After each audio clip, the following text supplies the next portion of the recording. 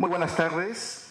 Al público presente le damos la bienvenida al Congreso de la República y a la primera conferencia del programa Martes Democrático de este año 2026. Un espacio de diálogo y reflexión impulsado por la Oficina de Participación Ciudadana del Congreso de la República, orientado a promover el análisis informado sobre temas de interés nacional. El día de hoy estamos con la conferencia Desactivación del equipo Lavallato, reflexiones y retos para el sistema de justicia, cuyo objetivo es examinar desde una perspectiva técnica e institucional los alcances y desafíos que se presentan tras esta decisión, así como sus implicancias para el fortalecimiento del sistema de justicia en nuestro país.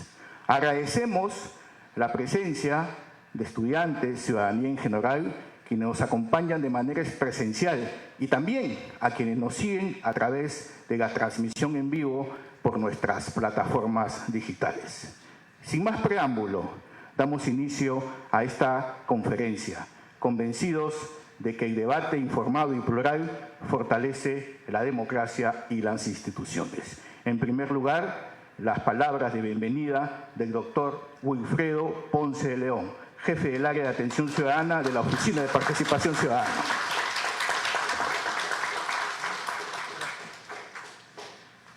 Muchas gracias y buenas tardes a todos los presentes. Agradecemos la valiosa participación en esta ocasión de nuestros penalistas, Cristian Salas, Lucas Gersi, no necesitan presentación, ampliamente conocidos. La conferencia de hoy trata sobre una gran noticia para el Perú. Es la desactivación del llamado Equipo Especial Lavallato. Esta acción debe entenderse como una decisión de sentido común, de desinfectación, para restablecer el equilibrio democrático y el respaldo y el respeto al Estado de Derecho. Esta gente utilizó un trabajo noble como pretexto para vulnerar derechos fundamentales y para instrumentalizar el sistema de justicia con fines políticos. Durante años, este equipo siguió de manera inmoral y estoy seguro de manera ilegal las directivas de una ONG ideologizada donde la investigación penal se convirtió en un mecanismo de persecución política, estigmatización y presión mediática, me consta.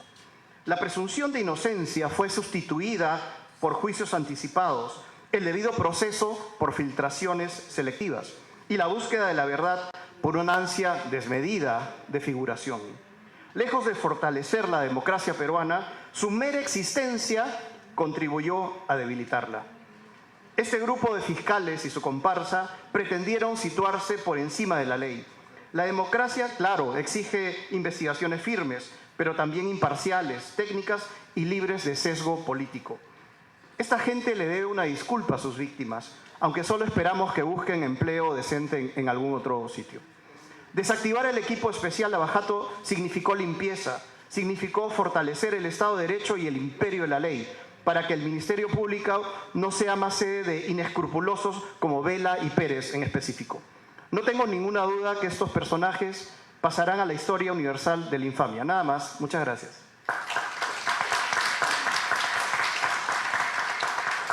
Antes de presentar a nuestro primer expositor, queríamos hacerle llegar las disculpas del doctor Julio Rodríguez, quien ha tenido un percance familiar y es por eso que nos ha hecho llegar las disculpas del caso que no podrá asistir, pero estamos seguros que nuestros expositores estarán a la altura de las expectativas de cada uno de ustedes. Así que, en primer lugar, presentamos a nuestro primer expositor. Él es abogado, especialista en Derecho Penal y Procesal. Se desempeñó como Procurador Anticorrupción del Estado. Presentamos al doctor Cristian Salas Beteta. Lo recibimos con fuertes aplausos. Muy buenas tardes al panel de honor, al Congreso de la República. Mi agradecimiento por la cordial invitación. A ustedes, funcionarios, servidores públicos, abogados, estudiantes, ciudadanos, felicitarlos por su presencia, porque la idea de estos eventos es esto: generar participación ciudadana, vincular al ciudadano, al profesional, al hombre y mujer de a pie, a que puedan meterse, involucrarse con no solo la política que se maneja en nuestra sociedad, sino entender, comprender la función pública, que es sobre lo que ahora vamos a hablar. Y quiero comenzar con una buena noticia. Exactamente hace una hora, la Autoridad Nacional de Control del Ministerio Público ha suspendido por 6 meses al fiscal provincial José Domingo Pérez. ¿Eso es gratuito? ¿Eso es por gusto? ¿Eso es sin razón? No. ¿Cuál es el motivo de esta suspensión? Mal actuar funcional en un caso encomendado a él como parte de este equipo especial Lavallato. Ahí está. Ahí vamos notando el por qué se han desactivado estos equipos. Y ojo, no es solo el equipo Lavallato. El evento es para ver el caso Lavallato, pero en realidad se han desactivado todos los equipos especiales. El EFICOP, el encargado de ver el caso Pollos Blancos, el encargado de ver los homicidios o muertes en las protestas, todos los equipos han sido desactivados y vamos a hablar por qué. Centrándonos obviamente en el caso del equipo llamado Lavallato. La razón por la cual se suspende al fiscal Pérez Gómez es porque planteó una acusación sin cumplir con uno de los requisitos que el Código Procesal Penal establece. ¿Cuál es? La debida motivación. Ojo, esto no es una mera apreciación del órgano de control. El artículo 349 del Código Procesal Penal establece los requisitos que una acusación fiscal debe tener. Primer requisito, miren, no estamos hablando de requisito número 20, no. Primer requisito, la acusación escrita tiene que estar debidamente motivada. ¿Qué quiere decir eso? Que el hecho que yo como fiscal planteo ante un juez diciéndole, oye juez, quiero llevar a este grupo de personas, quiero llevarlos a un juzgamiento para luego lograr una condena, esa acusación, esa imputación, tiene que ser en base a una conducta que constituya delito. Primer dato básico, eso para los que son abogados y estudiantes de derecho se llama juicio básico de tipicidad. Yo no puedo llevar pues a procesamiento penal una conducta que no constituya delito. Y ese juicio de tipicidad tiene entre sus factores, por ejemplo, ver que el hecho que estoy planteando se subsuma, encaje, se adecúe al supuesto fáctico del tipo penal, del artículo del Código Penal. Si yo digo lavado de activos, ese es el delito, perfecto. El hecho que estoy planteando como lavado de activos tiene que reunir los requisitos de esa conducta de lavado de activos establecidas en la ley penal. El que transfiere, convierte, tiene, oculta, perfecto, bienes activos de origen ilícito con fines de evitar su descubrimiento, ya listo. Esos requisitos los tengo que plantear, vincular con el delito, con el hecho que estoy planteando. Esos básicos, señores, en este caso, específicamente en el caso Cócteles, proceso penal seguido contra Keiko Fujimori y otros, no se hizo. Eso tan básico que un fiscal tiene que hacer, no se hizo. Porque el fiscal, ¿saben qué planteaba? Estos señores han cometido lavado de activos por recibir, receptación, dinero ilícito supuestamente proveniente de Odebrecht y de empresarios banqueros nacionales. Ahí está. Señores, no existe en el verbo rector del tipo penal de lavado de activos el verbo rector receptación. No existe. ¿Qué han hecho? Transferir, convertir, tener. ¿Qué cosa han hecho? ¿Y ustedes saben por qué el error en la acusación fiscal, en ese caso? Porque para tener lavado de activos, ¿saben qué se necesitaba? El origen, pues. O sea, que los directivos, los empresarios brasileños de Odebrecht dijeran, nosotros hemos dado dinero delictivo a estas personas. Lo hemos inyectado a ese partido político. ¿Y ahí qué se podría configurar? La transferencia, que sí es parte del delito de lavado de activos. Pero ¿sabe qué pasó acá? estos señores nunca aparecieron imputados. En ese famoso caso Cocteles, supuestamente el dinero ilícito, ¿de dónde era? De Odebrecht, ¿no es cierto? Y los señores de Odebrecht, ese dinero lo inyectaron al partido, ¿no es cierto? Ya, señores, eso que sería sí delito, transferencia, nunca se planteó. ¿Por qué? Porque la fiscalía, este fiscal, no quiso involucrar como imputados a los brasileros. Dígame si eso no es un acto claro de encubrimiento.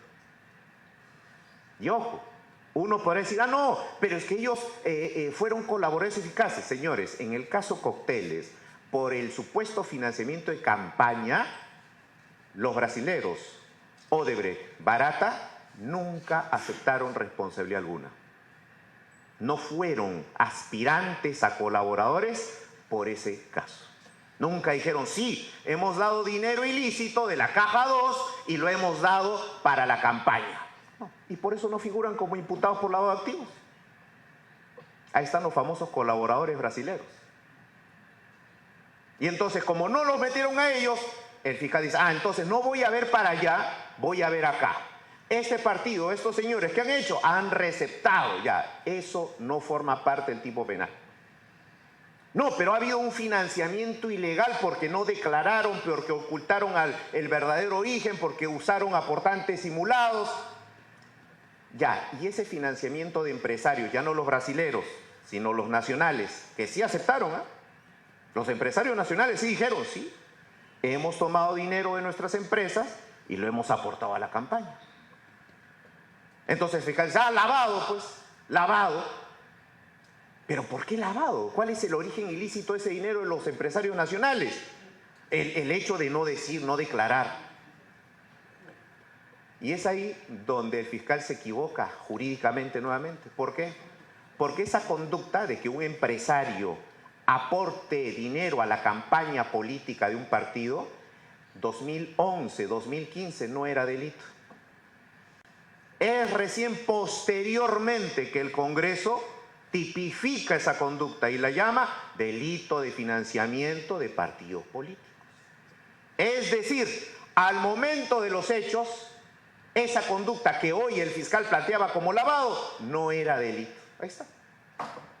Algo tan simple como un estudiante de Derecho lo podría haber determinado, el fiscal no lo hizo así. Y es por ello, por esa mala imputación, por esa mala acusación, que la defensa hace su oportunidad, objetamos, hicimos observaciones y conseguimos que esa acusación se devolviera 19 veces del juzgado a la fiscalía. Un juez obviamente en contra de la defensa, que buscó en todo momento, ¿qué cosa? Subsanar la acusación. Está mal tu acusación, corrígela. Trataba de corregirla, volvía a plantearla, nuevamente evidenciamos el error. Está mal tu acusación, toma. Número 2, corrígela. La volvía a presentar la acusación, observábamos el error. Está mal. Tercera vez, corrígela. Señores, 19 veces. Una audiencia de control de acusación que demoró 2 años. Y digo planteado porque yo en ese proceso estuve. Yo he sido abogado en ese proceso, así que conozco el caso. Sé la razón por la cual hoy hay esta sanción. Y recuerdo que incluso los abogados pedíamos al juez, señor juez, el señor fiscal no está acatando el pedido de corrección que está haciendo el juzgado, porque el juzgado hacía un pedido de corrección, oiga, precísese esta imputación, no la hacía y le volvía a presentar igual.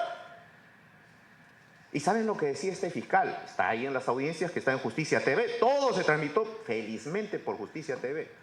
¿Saben lo que decía este señor fiscal? Señor juez, esa es mi hipótesis, pues. Y si no están de acuerdo, que me quejen en control interno. Ahí está, pues. Esa es la historia. Y eso es lo que no se vende, eso es lo que no se difunde. Pero tenemos hoy, señores, un mal funcionario que está asumiendo recién las responsabilidades por una mala actuación. Y cito este ejemplo porque este caso Cocteles, ustedes saben en qué ha quedado, ¿no es cierto? El caso llega a juicio oral. participé en la primera sesión del juicio oral, los alegatos de apertura.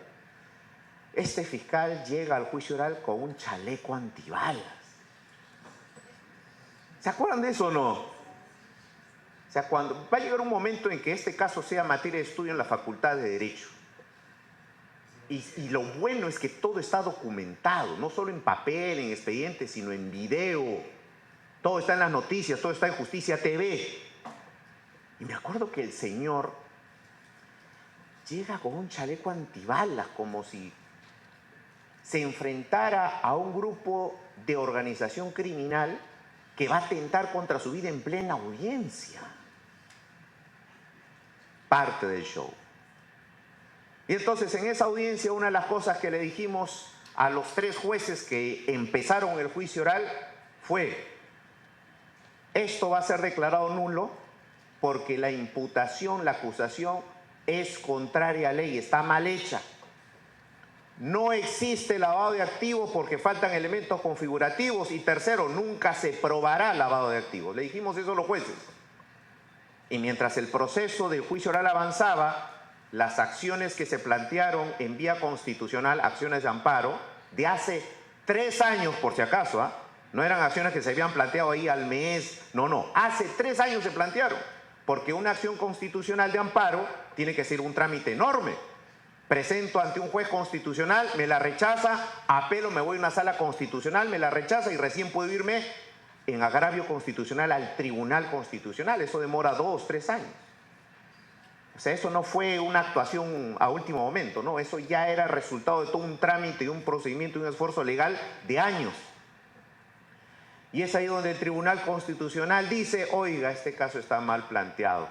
Primero, este fiscal está diciendo que los abogados, entre ellos el doctor Arsenio Oreguardia, Juliana Loza, ¿sí?, los abogados conforman una organización criminal porque ellos han obstruido esta investigación. El caso Cóctel lo han obstruido. Y entonces el Tribunal Constitucional se pregunta: ¿y si ellos han obstruido su caso, es decir, han afectado la labor de este fiscal está con plena objetividad para investigar a esos mismos abogados, o él se siente afectado por la labor de esos abogados? Rompió el principio de objetividad. ¿Qué debió hacer el fiscal en su momento? Si el fiscal veía que esos abogados entorpecían la labor, copias certificadas a una fiscalía para que los investigue. Él mismo no podía. Principio de objetividad. Siempre se ha hecho eso. Esta es la primera vez, apreciado público, la primera vez que un fiscal, que en plena investigación ve que hay un acto de obstrucción y él mismo investiga. Siempre que eso se aprecia, se remiten copias a otra fiscalía. Ahí está. Y entonces él te dice: no, pues nulo todo lo del señor Oreguardia, el abogado, nulo todo. Y como el fiscal había hecho la imputación en bloque, o sea, a los 40 les había imputado organización criminal, a los 40 les había imputado obstrucción, a los 40 les había imputado lavado de activos, por los mismos hechos, la misma prueba. Entonces la suerte de uno, ¿qué pasaba? La seguían todos. Nula todo el extremo del delito de obstrucción. Fuera, anulado. El juicio se quedó contra delitos. Y es ahí donde se verifica, en otro incidente, que los hechos de la acusación eran distintos a los hechos investigados. Miren esto. Si me investigan por el hecho 1 y 2, no pueden acusarme por el hecho 1, 2, 3, 4 y 5. No, pues. Porque por el hecho 3, 4 y 5 no fui investigado. ¿Y qué cosa no pude hacer? No me pude defender. No me puede investigar por el hecho 1 y acusarme y llevarme a juicio por el hecho 2, 3, 4. No, pues, porque yo todo el proceso de investigación respondí, absolví, contradije por el hecho 1. Señores, y eso se verifica acá. Caso Klimper. ¿Qué dice el Tribunal Constitucional? Nulo todo. Y ahí es donde se cae todo el caso. Pregunta: ¿culpa de quién? ¿Culpa de los abogados? ¿Culpa de los procesados? ¿Culpa de quién? De aquel que tenía que construir la acusación y la construyó mal. ¿Y cuál es la función del fiscal? Si va a acusar, cumplir con los requisitos que el código establece. No lo hizo bien. Con falta de objetividad, con mala calificación jurídica, y conllevó todo esto ¿a qué? A que el TC anulara todo el caso Cócteles. Todo el caso Cócteles. El caso data del año 2015. Miren todo el esfuerzo en recursos funcionales humanos, logística, materiales, viajes al extranjero, viáticos, horas hombre, tiempo en juzgado, audiencias. Queda en nada. Y ahora lo último que se va a ver ahora en estos días seguramente es la resolución de un juez que simplemente tiene que acatar lo que el Tribunal Constitucional ha dicho. Y simplemente eso va a hacer ¿qué cosa? La cruz sobre la tumba, nada más. El caso está muerto. Pregunto entonces, ¿este señor fiscal actuó funcionalmente de manera correcta? La respuesta es no. No estoy, ojo, tocando aspectos subjetivos, ¿ah? El aspecto subjetivo, ¿cuál podría ser? Es un fiscal politizado, ideologizado. Ya, no estoy tocando eso. Estoy hablando meramente de aspectos legales, jurídicos y técnicos. Ahí está, evidente la falta.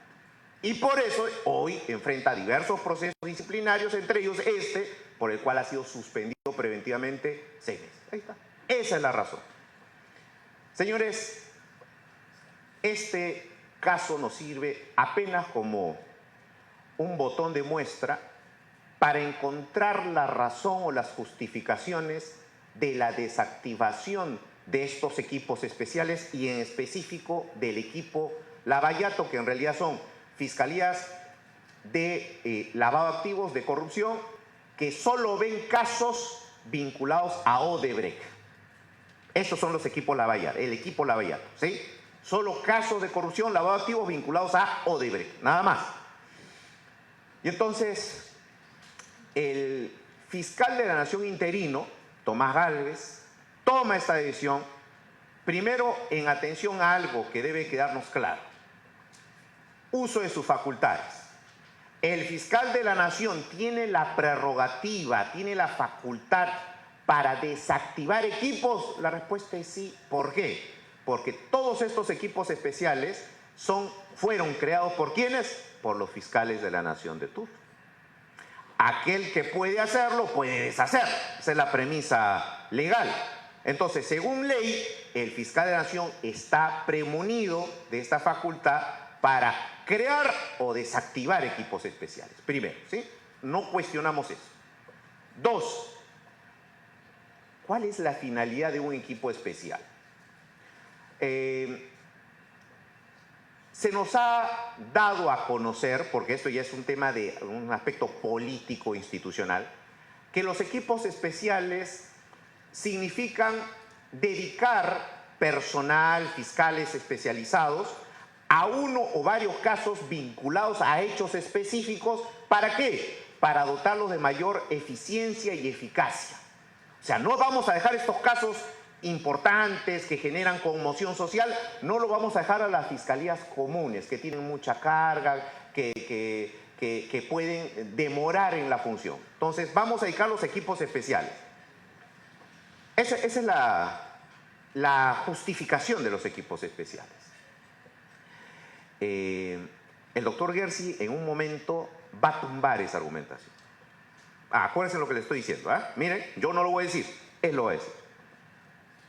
Los equipos especiales se nos vendieron así. Ojo, no hay una razón de ser jurídica, sino que se nos han vendido por un aspecto político. ¿Y saben por qué yo digo por un aspecto político? Porque siempre que hay un hecho de conmoción social, todas las entidades estatales, todas, incluido el Congreso, todos saltan para dar un mensaje a la sociedad. Les pongo un ejemplo. Muchos acá son muy jóvenes y no se acordarán.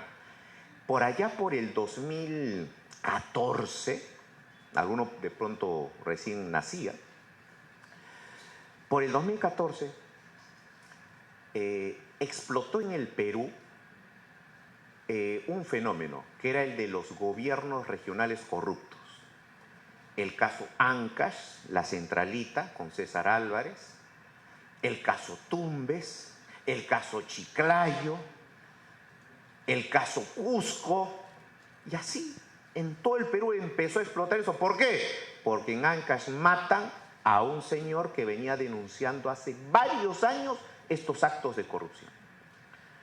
Y las investigaciones iniciales hacían ver que la Fiscalía no había hecho su trabajo, que habían fiscales corrompidos con el poder que archivaban los casos, que la Contraloría no había hecho su trabajo, no había emitido informes de control, que los jueces habían cerrado los casos, no habían desarrollado sus funciones, que incluso ese grupo de funcionarios públicos regionales, provinciales, tenían contactos en el Congreso con ciertos políticos que los blindaban desde el Congreso en las comisiones de investigación. Esos fueron los casos de los gobiernos regionales. Todos saltaron. Salió el Contralor, salió el presidente del Congreso, hasta salió el presidente de la República en aquel entonces, Ollantumala, porque en el caso Ancash se le vinculaba con un ex asesor que había tenido, llamado Belaunde.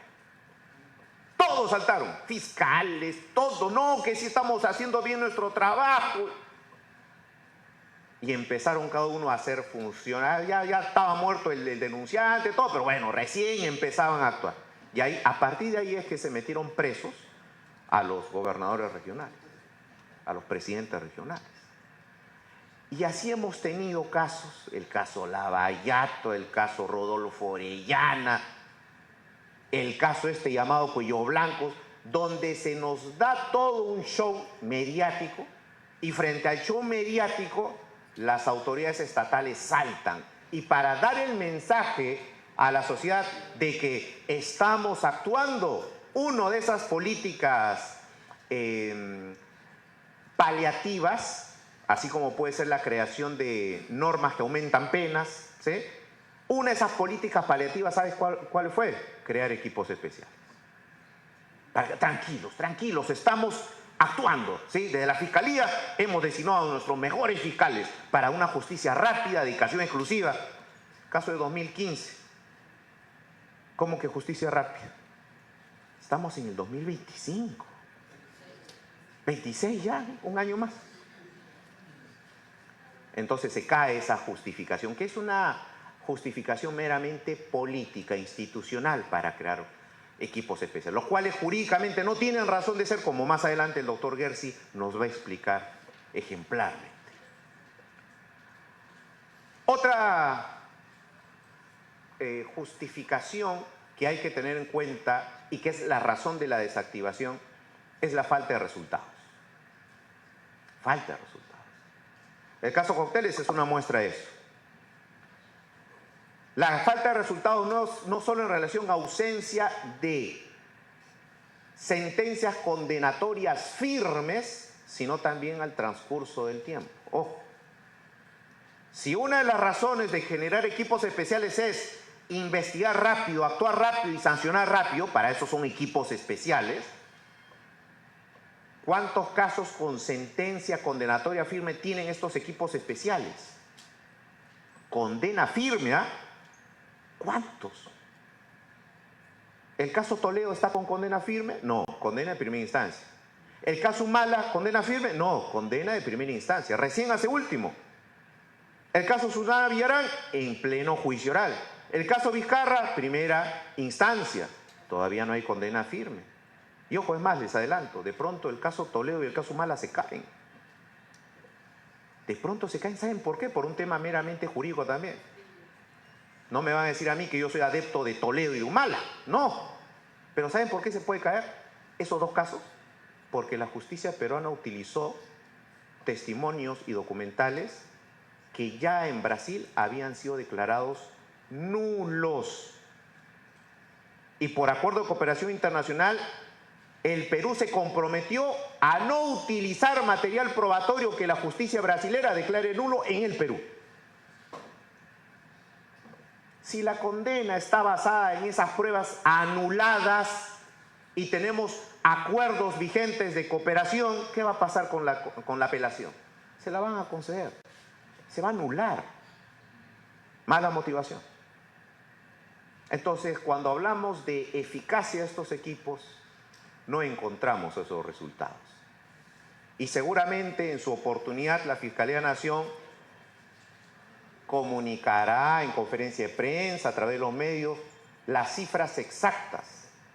Pero haciendo una revisión lógica, no tenemos pues sentencias condenatorias firmes por estos equipos.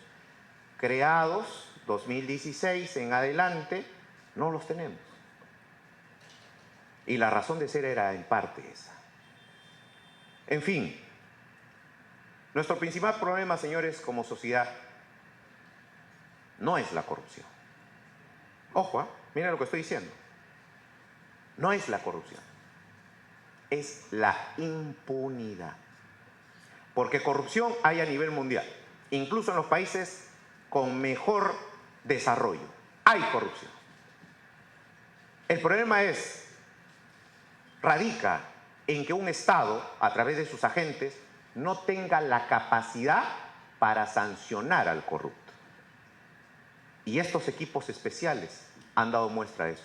No han tenido la capacidad, pese a los recursos, logística, apoyo gubernamental que han tenido, para lograr sanciones en el tiempo prudente que requería la sociedad. Y, por ejemplo, casos como el de cócteles, la sociedad, ¿cómo lo percibe? Quedó en nada, se anuló todo, ya no se puede volver a investigar. ¿Cuál es el mensaje de la sociedad? Impunidad. ¿Y esa impunidad por culpa de quién? ¿De los procesados, los abogados? ¿De quién? Del agente estatal que debía de buscar la verdad, que no hizo bien su trabajo. Ese agente fiscal generó impunidad por su ansia de protagonismo, por la búsqueda de cámaras, al encontrar cierto nivel de satisfacción en ser electo personaje del año, al politizar su función fiscal, que debe ser ajena al ánimo, al fin, al matiz, al color político, y que debe simplemente buscar y obedecer a la verdad. No lo cumplió, no lo hizo. Y es el claro ejemplo de por qué estos equipos especiales están bien desactivados. Muchísimas gracias por su atención.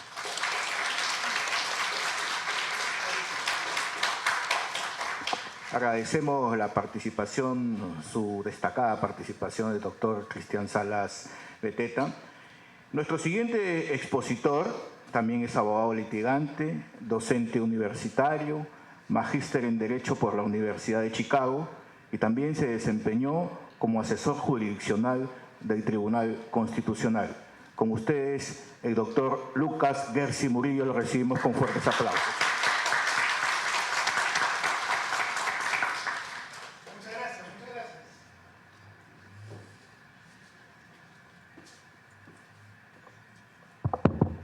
A ver, antes que nada, yo quiero agradecer enormemente al Congreso de la República por haberme invitado, a los colegas distinguidos, al doctor Salas, que ha hecho una exposición realmente muy clara, muy contundente, muy emotiva, y realmente estoy muy feliz de estar acá. Gracias por la invitación. Yo tengo que comenzar con un disclaimer. Yo no soy en realidad un abogado penalista. Yo no he participado como litigante en estos casos. Entonces mi visión no va a ser una visión de actor procesal, ¿no? Como la del doctor Salas. Yo voy a tener una visión de repente un poco distinta, de repente una visión externa. No voy a hablar tanto del caso en concreto, sino yo de repente quiero hablar de cuál es la razón que está detrás de los problemas que hemos visto en el caso concreto. Es decir, yo lo que me quiero preguntar es cuál es la génesis del problema. ¿Qué cosa dio lugar a que se produzca tantas arbitrariedades, tanto descalabro, tanta polarización política y social relacionada con estos casos? Y yo voy a defender una tesis. Y la tesis que voy a defender es que más allá de la idoneidad o no idoneidad de las personas, los equipos especiales per se son un problema. Inclusive me atrevería a señalar que los equipos especiales como concepto son inconstitucionales. Y yo voy a defender la tesis que en el Perú nunca más la Fiscalía debe convocar un equipo especial. Está mal desde su origen desde su génesis, no debe existir esta figura en el Perú. Y yo quiero plantear la siguiente pregunta. Es una pregunta que yo siempre le hago a mis alumnos. ¿Cuáles son las diferencias entre el Civil Law y el Common Law? ¿Cuál es la diferencia entre nuestra tradición jurídica romano-germánica y la tradición jurídica del derecho anglosajón? ¿Cuál es? Y siempre la gente dice, ¿no? Lo primero que la gente recuerda es, claro, en el derecho anglosajón se basa mucho más en los precedentes y el derecho del Civil Law se basa mucho más en los códigos, ¿no? En Estados Unidos no hay código civil, en el Perú sí hay código civil. O sea, esa puede ser una diferencia, ¿no? Uno se basa en la ley y el otro se basa en la jurisprudencia. ¿Qué otra diferencia hay entre el Civil Law y el Common Law? ¿Esa es la única? Otra diferencia relevante puede ser la forma como se escogen los jueces. En el Common Law, tradicionalmente los jueces son electos por una instancia política, por el Congreso. En el Civil Law no, tenemos Junta de Justicia, etc. Pero hay una diferencia bien interesante que la gente se olvida. Una diferencia que la gente a lo mejor no conoce mucho, que es la existencia o no de la especialización en los organismos del sistema de justicia. En el Perú tenemos sistemas de organismos especializados, ¿no es cierto? Ustedes van al Poder Judicial y ven un letrero. ¿Qué dice el letrero? Dice juzgado laboral, ¿no? En el otro piso ven un letrero. ¿Qué cosa dice? Juzgado penal, ¿no? Otro letrero va a decir juzgado comercial, ¿no es cierto? Va a haber de repente un juzgado constitucional y luego va a haber un juzgado más especializado todavía, que es el juzgado constitucional tributario, ¿no es cierto? Y las fiscalías también van a ser especializadas. Habrá una fiscalía civil, una fiscalía civil, una fiscalía penal y una fiscalía penal de crimen organizado y una fiscalía penal de lavado de activos. Y así nosotros tenemos la lógica de la especialización. ¿La especialización es positiva o es negativa? ¿La especialización es positiva siempre o hay casos donde la especialización no siempre va a ser positiva? La especialización tenemos que llevarla al extremo, el objetivo tiene que ser lo más especializado posible, o hay un punto donde nosotros decimos queremos ser especializados hasta aquí, pero más allá ya no quiero ser especializado. ¿Qué visión tenemos que tener sobre la especialización en el sistema de justicia? Y para promover el debate, yo les voy a comentar algo, ¿no? Interesante, que es que en el derecho anglosajón no existe especialización. En los Estados Unidos, en Inglaterra, no existe especialización. Ustedes nunca jamás van a encontrar en el sistema anglosajón un juez penal. Eso no existe. Juez civil van a encontrar, tampoco existe. Juez laboral, menos. En el sistema anglosajón existe un juez cuya competencia es únicamente una competencia territorial. No existe competencia funcional. La pregunta es ¿por qué? ¿Están locos? ¿Fumaron algo? ¿Tienen ideas raras? ¿O existe una lógica en estructurar el sistema de justicia de esa forma?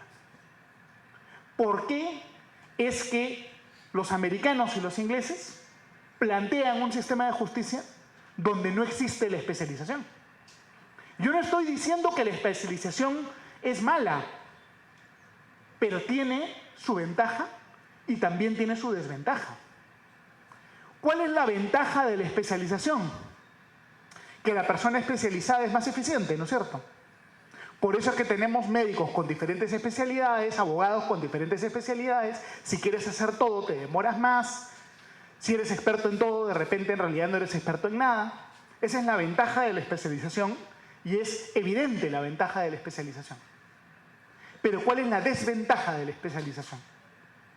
Si ustedes fueran litigantes, imaginen que van a litigar ustedes contra una gran empresa, una empresa de telefonía, O de repente van a litigar ustedes contra la administración tributaria. ¿Ustedes preferirían litigar en una corte especializada o preferirían litigar en una corte no especializada? Por ejemplo, ¿no? Imaginemos que ustedes van a litigar contra la SUNAT.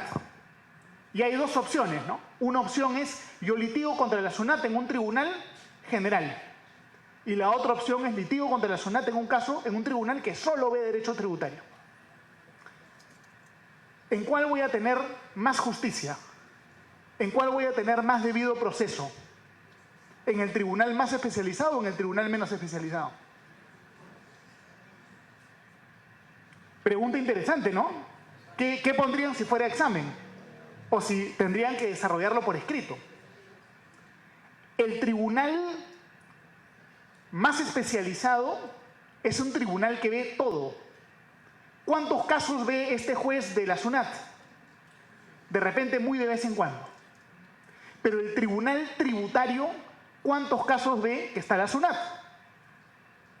Absolutamente todos sus casos son con la SUNAT, ¿no es cierto? Entonces, ¿el juez tributario va a ser amigo del abogado de la SUNAT o no? ¿Va a ser un juez que va a conocer a este abogado? ¿Va a almorzar con este abogado? ¿Va a jugar pichanga los fines de semana con este abogado? De repente, ¿no? De repente no, pero existe ese riesgo. Es decir, cuando existe mucha especialización, se produce lo que la teoría económica denomina el riesgo de la captura. Porque hay un jugador que se le llama el jugador repetido. Y hay un jugador que es el jugador que no es repetido. No sé si me dejo entender. Cuando hay órganos que son demasiado especializados, por ejemplo, un tribunal que solamente ve casos contra empresas de telefonía, ¿no es cierto? Los abogados de las empresas de telefonía van a ir a este tribunal todos los días. Van a conocer muchísimo al juez. En cambio, los abogados de los usuarios van a ir una vez en 1.000.000. Una parte siempre va, otra parte va muy de vez en cuando, una parte tiene una ventaja, la otra parte tiene una desventaja. ¿Se dan cuenta? Ese es el lado oscuro de la especialización.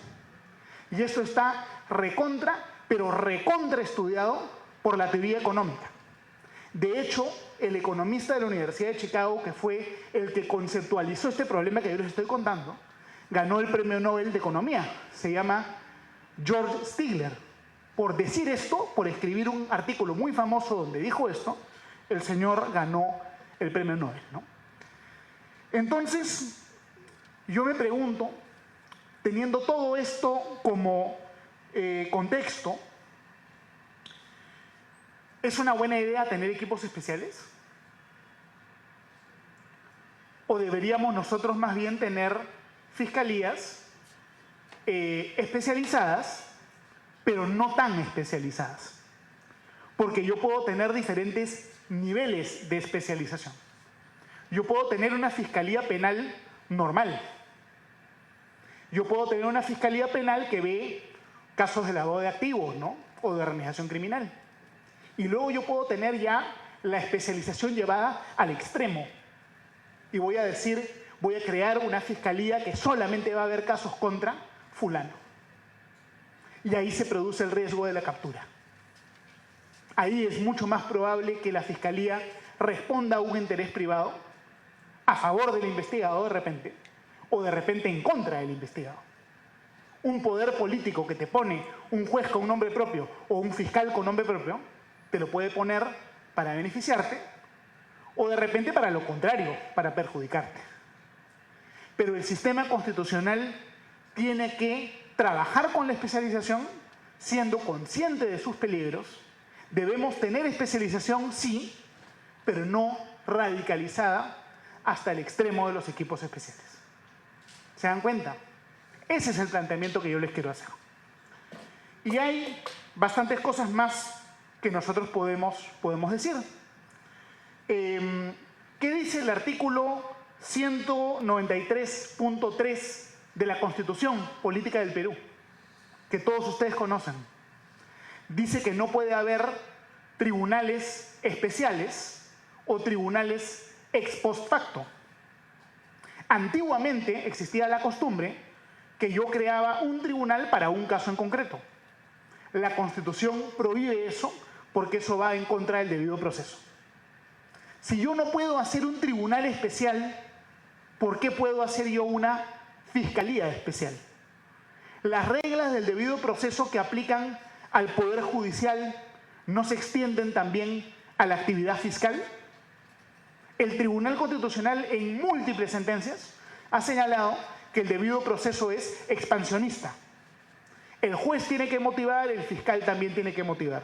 El juez tiene que actuar de manera objetiva y no puede ir contra el deber de imparcialidad. El fiscal también tiene que respetar el deber de imparcialidad. Si está prohibido un juzgado ad hoc, eso no implica que también tiene que estar prohibido una fiscalía ad hoc.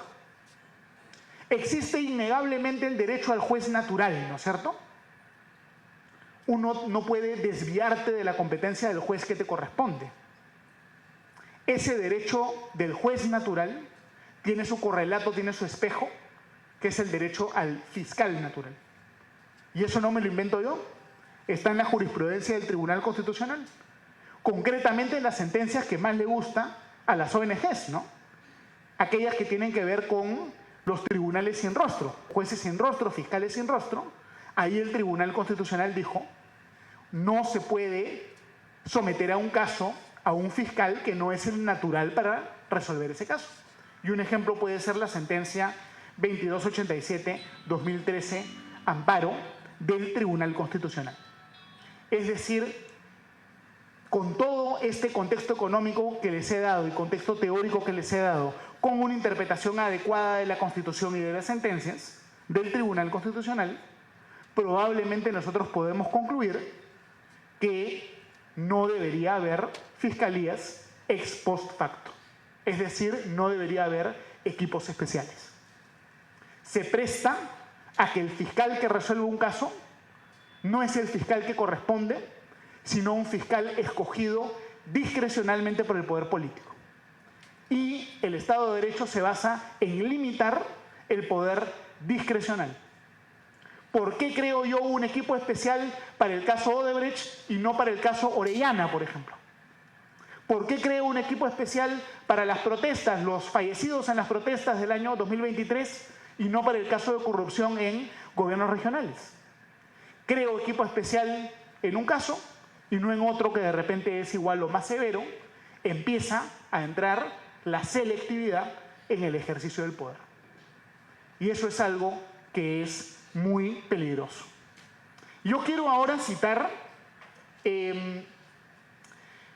algunos casos a nivel internacional. Quiero citar un poco de derecho internacional. Quiero hablar primero de Estados Unidos, después de Europa.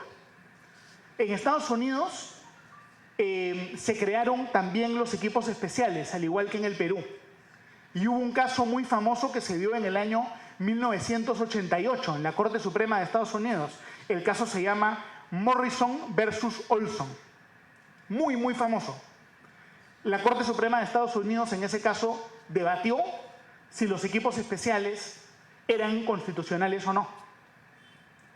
Y se concluyó que los equipos especiales sí eran constitucionales. Pero un juez de la Corte Suprema de Estados Unidos, el más famoso en realidad, se llamaba Antonín Scalia. Antonín Scalia emitió un voto singular que se hizo muy, muy famoso, donde él opinó que los equipos especiales eran inconstitucionales, ¿no? Y él, entre las cosas que dijo, pueden buscar el caso si quieren, entre las cosas que dijo fue el Ministerio Público, a diferencia del Poder Judicial, opera en una lógica de jerarquía. Entonces, si tú creas un equipo especial con un gran presupuesto, eso va a romper el principio de jerarquía dentro de la actividad fiscal. Lo que hemos visto en el Perú de un fiscal subordinado que le contesta al fiscal de la Nación y entra en insubordinación con el fiscal de la Nación, eso ya lo predijo Antonín Scalia en el año 1988. Es una sentencia muy famosa, ¿no? Esta sentencia, este voto es muy famoso porque ahí Antonín Scalia dijo, tiene una frase famosa, él dice: esta ley de los equipos especiales no es un lobo disfrazado de oveja, sino que es un lobo que viene como un lobo. Es obvio, dijo él, que esto va a generar investigaciones politizadas, porque son investigaciones que tienen un fiscal con nombre propio. Si tú generas un fiscal con nombre propio, es más difícil que ese fiscal llegue a la conclusión que no hay mérito para acusar o para investigar, porque ese fiscal con nombre propio, con presupuesto, con su despacho, va a poder justificar todo eso y finalmente archivar la investigación. Entonces ya viene cargado. Y todo eso lo dice Antonín Scalia en su voto. Ese es el caso de Estados Unidos, ¿no? Y en Estados Unidos se utilizan los equipos especiales para investigar a los presidentes. Es el sistema que tienen ellos. Se nombra un fiscal ad hoc para investigar a los presidentes. Entonces hubo un caso, por ejemplo, del fiscal ad hoc Kenneth Starr, que fue el que investigó al presidente Clinton, y había otro fiscal ad hoc que investigó al presidente Donald Trump en su primer gobierno, que era Robert Mueller, ¿no? Eso para que tengan ese contexto.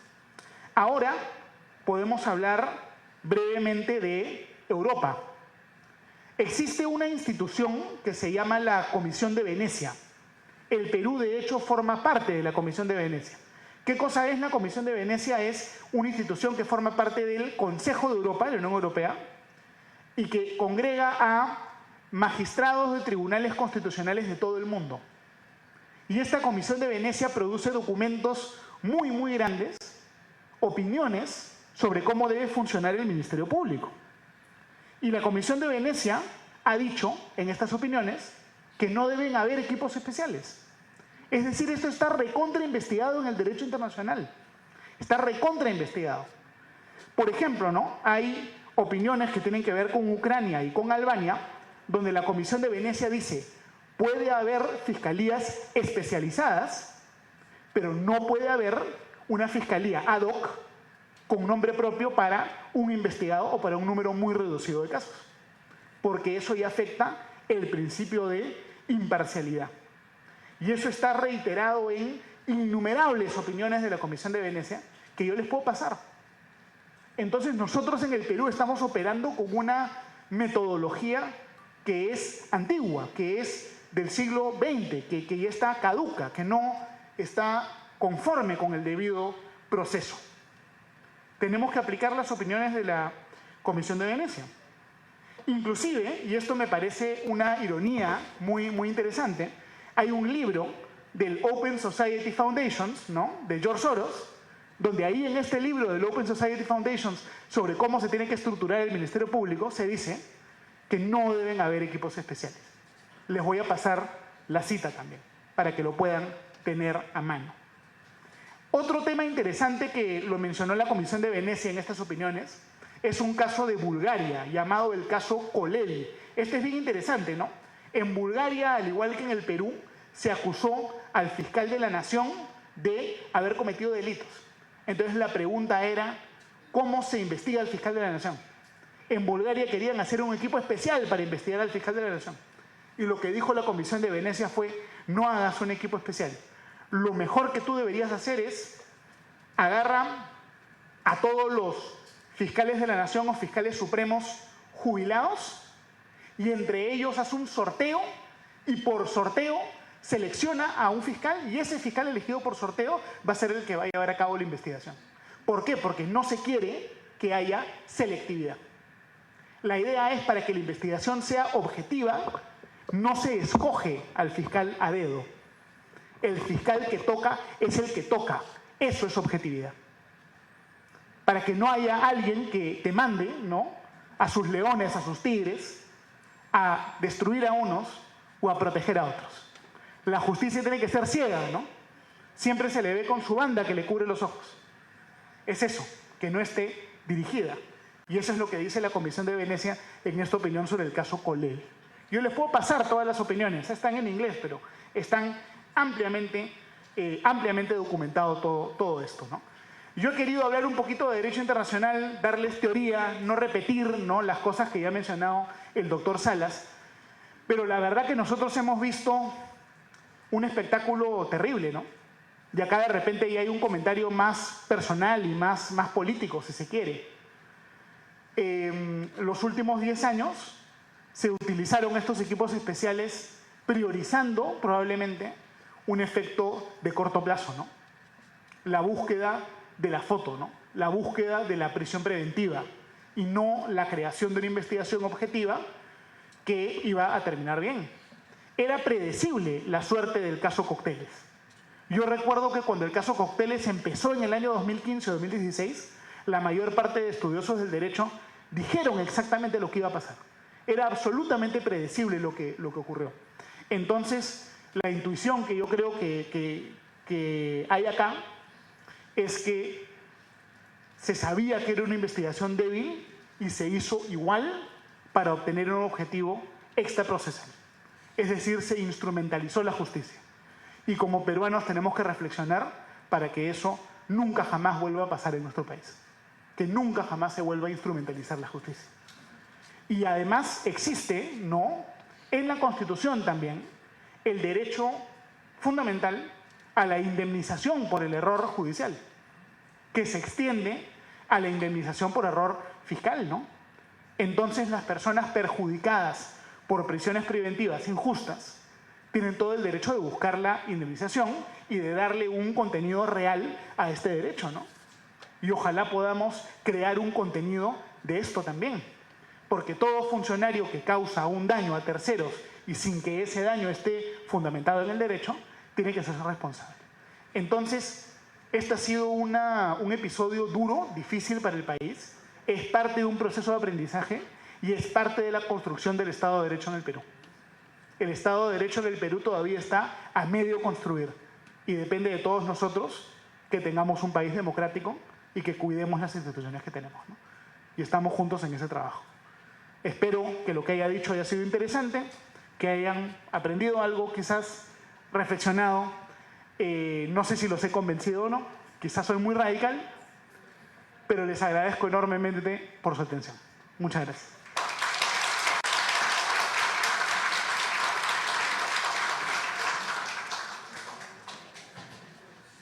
Muchísimas gracias al doctor Lucas Gersi por su importante participación.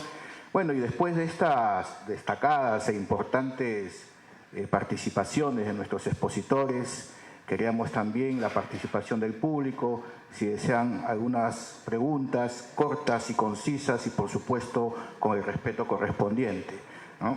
Así que por favor levanten la mano los que quisieran hacer alguna pregunta, hacer un interrogante, con todo gusto. Con el señor Dea, por favor. Señora, buenas noches. Gracias por la exposición excelente que habla es un ciudadano que siempre viene a escuchar estas cátedras, muy interesante. Un comentario. Entiendo que esta comisión especial no debe existir, está por hecho, creo que todos estamos de acuerdo, o no sé, en parte. Sin embargo, a nosotros, a los ciudadanos, nos afecta bastante, ¿no? Porque nosotros pagamos nuestros impuestos, como dijo usted, hay una capacidad ahí de personal, logística que se ha dejado a un lado y se ha perdido. Han pasado años y se ha perdido bastante. Sin embargo, este comentario va en el sentido de que ya está normado ya. Existe la ley y se va de repente a respetar o se va a presentar otra vez de acá más adelante. Así como ayer, o el 9 de enero, se ha promulgado una ley sobre los catedráticos que sin necesidad de tener maestría y doctorado ya se ha autorizado para que puedan ejercer su función. Creo que a toda la población también nos afecta eso. Creo que más a los jóvenes. Mi comentario va a eso. ¿Qué podemos hacer si ya está normado, si ya está especificado? Esa es mi consulta. Muchísimas gracias. Siguiente pregunta, por favor. Hola, buenas noches. Mi nombre es César Antonio García y mi pregunta es la siguiente. ¿Qué impacto podría tener la disolución del equipo especial Abajato en la confianza ciudadana hacia las instituciones públicas? Muchas gracias. ¿Alguna otra pregunta? Ahí, por favor.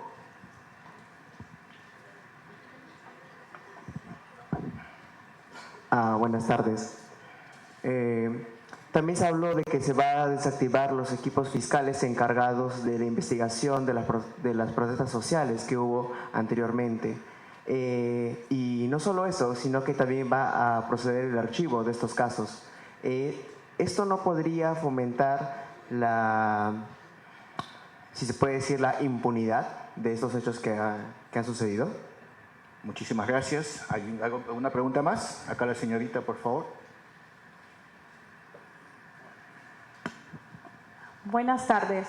Sí, con tanta desactivación de estos especialistas que ha sucedido, ¿quién ahora nos va a proteger de tanta impunidad, de tanta centralización que han dicho los maestros, de tanto encubrimiento que existe aquí en el Congreso, en tanto lugar, tanta corrupción que entre ellos se lanzan a dedo, tú vas a ser designado, ¿no? Como aquí nos han explicado, ¿quién nos va a proteger a nosotros como ciudadanos, como estudiantes a nivel nacional en la parte civil? ¿Quién ahora va a ser? Ok, muchas gracias. ¿Alguien más? Muy bien, pasamos a las respuestas, por favor. Muchas gracias. Voy a darme tiempo, seré muy rápido, ¿sí? Pero trataré de cubrir las 4 interrogantes perfectamente sustentadas. Primero, ¿qué podemos hacer frente a una situación si ya está normada? Estamos en una democracia y los legisladores de hoy, los que dan las normas, los que las crean, los que las modifican, han sido electos por el voto popular. A mí ese congresista no me gusta, yo no voté por él, sí, pues, pero hay otro grupo que sí votó por él. Y en democracia se respetan esas votaciones.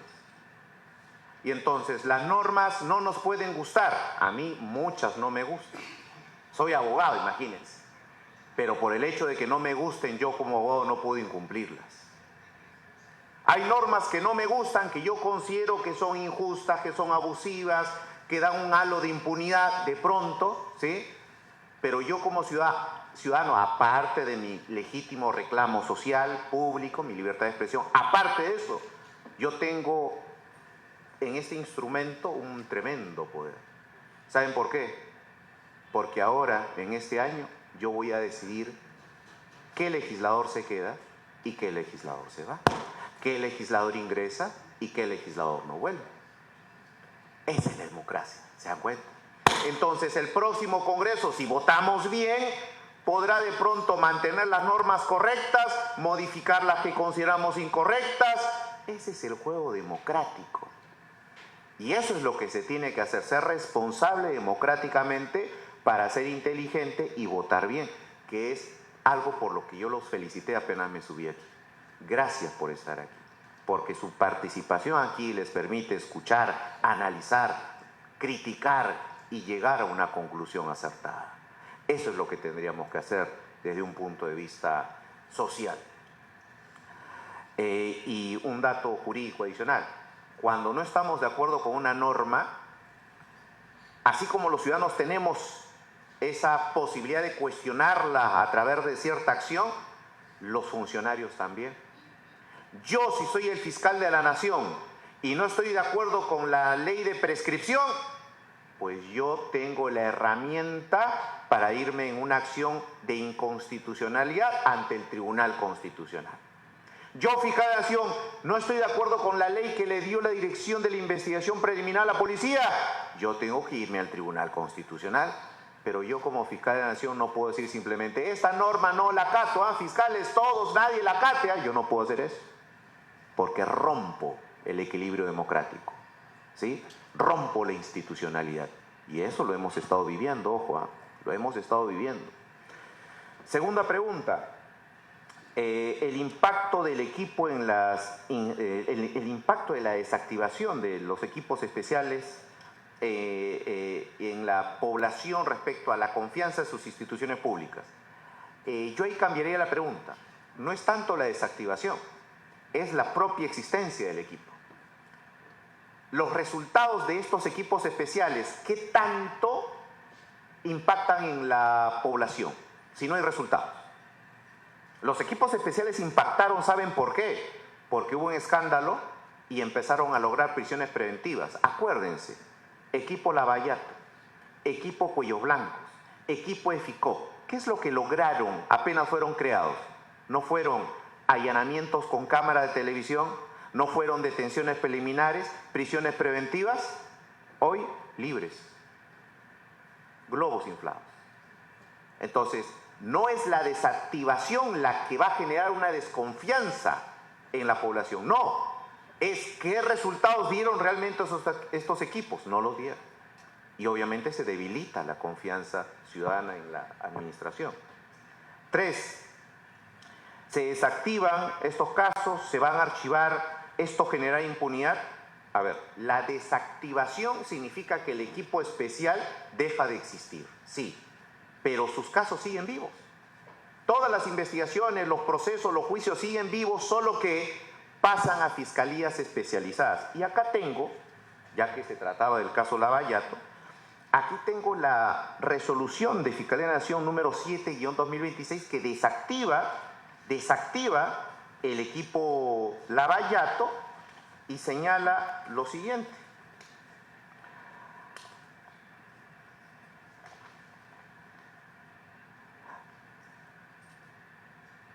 Todas las investigaciones a cargo del equipo especial serán conocidas por los mismos fiscales en las fiscalías especializadas. Esos fiscales que estaban en el equipo especial han pasado a sus fiscalías especializadas, anticorrupción, a lavado. Esos mismos fiscales que ya conocían de hace tiempo esos casos, van a seguir investigando esos casos. Ahí está. ¿Dónde está que se cayó el caso, que la impunidad? No, van a seguir con sus casos. La desactivación per se no significa archivo de casos, ¿ya? Esto es importante precisar. Y respecto a la última interrogante, ¿quién nos protegerá como ciudadanos de la corrupción que abunda, de la impunidad? Primero, como ciudadano, yo tengo que tener claro que el llamado a actuar es el Estado, ¿no es cierto? Si hay inseguridad ciudadana, policía, alcaldía, gobiernos regionales, al sistema de administración y justicia, todos coordinen, actúen bien y bajen, reduzcan la cifra de inseguridad ciudadana. Si hay corrupción, lo mismo, pero ojo, ojo. Si bien hay carga al Estado, a los funcionarios y servidores estatales, si bien hay esa carga, ojo, como ciudadano yo también tengo mi carga. Yo también tengo mi carga. Acuérdense de su instrumento, de su arma, acuérdense. Vota bien, pues. Vota bien. ¿Sí? Ya deja de lado a los Pedro Castillo, deja de lado a los Martín Vizcarra. Vota bien. No sigas en la misma. El tiempo te está te está mostrando, mira qué mal votaste, 20 años, todos presos. Te está mostrando. Vota bien, vota bien. Votemos bien. Pero hay algo más adicional y con esto termino. Todos estos problemas que tenemos, corrupción, crimen organizado, inseguridad ciudadana, sicariato, señores, no son solo delitos, son fenómenos criminales. Y para parar los fenómenos criminales no basta un funcionario, no basta un fiscal X, un juez X, no, porque ese tipo de fenómenos criminales nacen de factores estructurales que tienen que ver con economía, con cultura, con idiosincrasia, son cambios estructurales estatales que hasta ahora ningún gobierno los ha dado. Y necesitamos un gobierno que evite que nos volvamos México, que evite que caigamos en manos del narcotráfico totalmente. Señores, porque vamos en camino a eso. Hace 10 años ya se decía eso. Y miren, hoy tenemos el sicariato y la extorsión como el pan de cada día. Eso era impensable hace 20 años. Espero con esto haber satisfecho las 4 preguntas. Le dejo la palabra al doctor Gersi para que también dé su opinión al respecto. Muchas gracias. A ver, lo que a mí más miedo me da y lo que me invita a una reflexión más profunda es que las principales consecuencias del caso Lavallato no hayan sido dentro de los expedientes, sino que hayan sido fuera de los expedientes. ¿Cuáles fueron las principales consecuencias? Quizá consecuencias en los procesos electorales, ¿no? Un candidato estaba participando y y el proceso tuvo un impacto electoral. Otra cosa que ocurrió fue que se propició una reforma de las normas que regulaban el financiamiento de las campañas políticas en el Perú. Antiguamente las empresas privadas podían financiar candidatos. Era legal. Hoy día eso es ilegal. Hoy en día un político no puede ser financiado por una empresa formal en el Perú. ¿Es una buena regla esa o es una mala regla? Un empresario peruano, un empresario legalmente no puede financiar. Si financia escondidas. Entonces los candidatos ahora muchas veces, ¿por quiénes van a ser financiados? Por las economías ilegales, ¿no? La minería informal, la trata de personas, el narcotráfico. Es decir, miren lo que ocurrió por el trabajo del equipo especial Lavajato dio lugar a estos cambios, que fue parte del famoso referéndum que hizo Martín Vizcarra en el año 2018. ¿Están bien esos cambios o no? Otra sentencia de la Corte Suprema de Estados Unidos para su libro, para su libro, ustedes que son personas estudiosas, un caso famoso se llama Citizens United versus Federal Election Commission, del año 2010. En ese caso, la Corte Suprema de Estados Unidos dijo, es un derecho constitucional para cualquier persona natural o persona jurídica financiar campañas políticas. ¿Por qué tiene que ser ilegal que una empresa agrícola, constructora, una empresa que se dedica a la pesca, ¿por qué tiene que ser ilegal que una empresa financie a un candidato?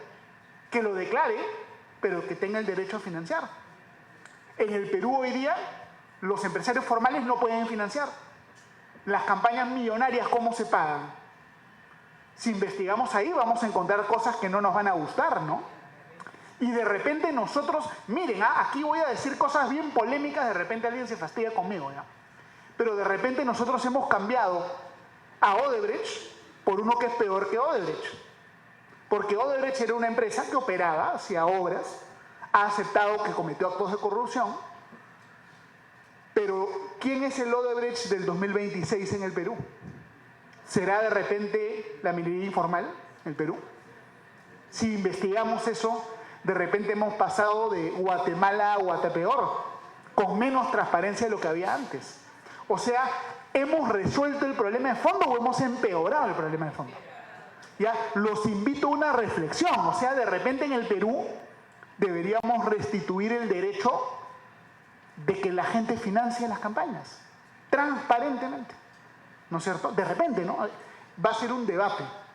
Quería decir eso. A ver, contestando las preguntas, ¿no? Primera pregunta, ¿qué hago si ya todo está normado? El Congreso lo puede derogar. Puedes juntar con 5.000 firmas, puedes ir al TC a que el TC elimine una ley que no te gusta. Además, los ciudadanos pueden, con 75.000 firmas, pueden gatillar un referéndum. No te gusta una ley, juntas 75.000 firmas y llevas esa ley al referéndum. Se puede hacer, nadie lo hace porque la gente en el Perú es floja, pero el derecho ustedes lo tienen, O sea, te molesta la ley supuestamente pro crimen, juntas 75.000 firmas y te la bajas, ¿no? O sea, están esos derechos en la Constitución.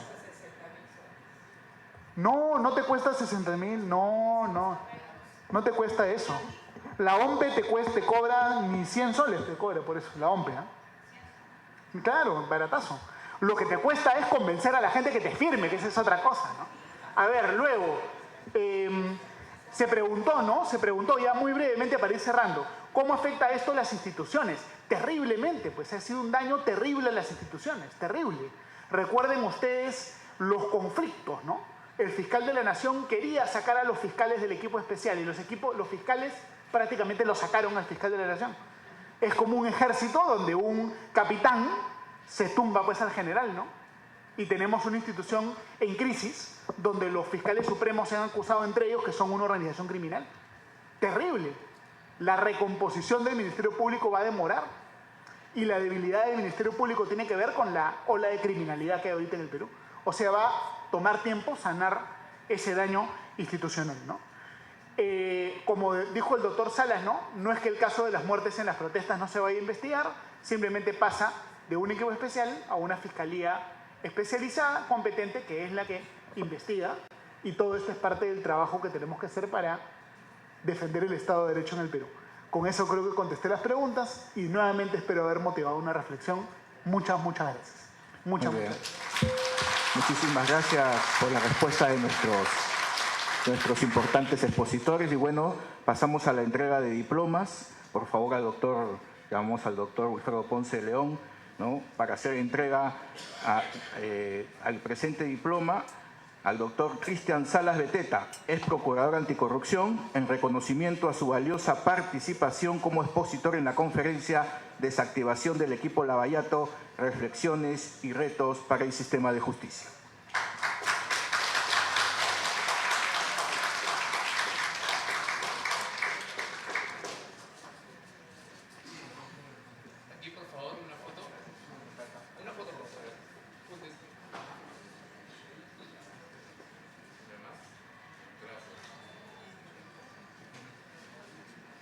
El siguiente diploma es para el doctor Lucas Daniel Gersi Murillo, abogado constitucional y docente universitario.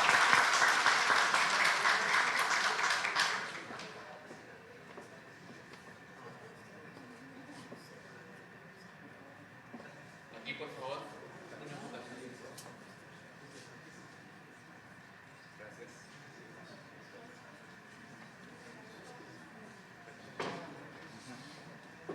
Antes de concluir esta conferencia, queríamos las palabras del doctor Wilfredo Ponce de León, palabras finales, por favor. No, ha sido extremadamente interesante, hemos aprendido muchas cosas. Yo agradezco infinitamente a los expositores y gracias a todos los presentes y virtuales que han estado acá con nosotros virtualmente y presencialmente. Muchísimas gracias, hasta la próxima. Así es, agradecemos al público presente y también al público que nos ha seguido de manera virtual en nuestras plataformas digitales. Así que, por favor, antes de concluir esta conferencia, pedimos, por favor, que se agrupen para la foto final con nuestros expositores, por favor. Muchísimas gracias por estar presente en esta conferencia. Sí.